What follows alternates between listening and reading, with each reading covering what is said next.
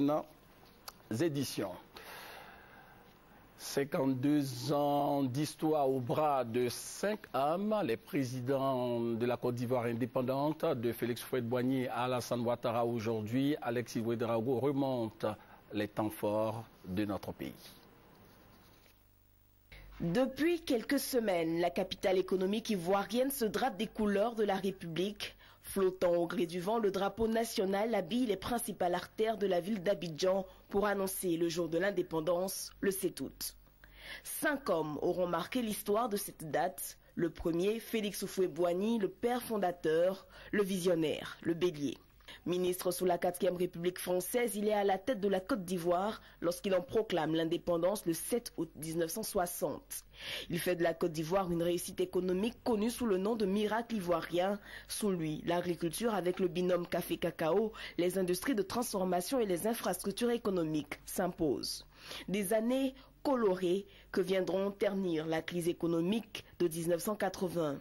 Elle sera accentuée en 1990 avec les remous sociopolitiques.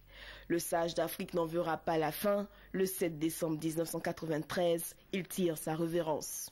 Henri Konan Bédié lui succède. Il devient président de la République par intérim en sa qualité de président de l'Assemblée nationale. Il est élu officiellement président en 1995. Le 24 décembre 1999, il est victime d'un coup d'État. Robert Guéhi devient le chef de l'État ivoirien du 24 décembre 1990 au 26 octobre 2000, en tant que président du Comité national de salut public en Côte d'Ivoire. Il perd l'élection présidentielle de 2000 face à Laurent Gbagbo.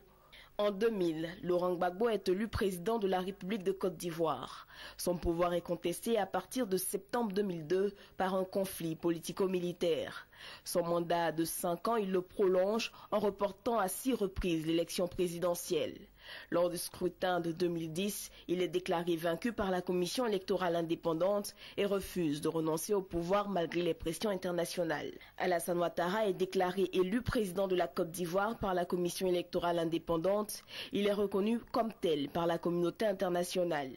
Il prend pleinement possession de ses pouvoirs. Avec lui, les Ivoiriens se trouvent maintenant tournés vers l'avenir avec espoir.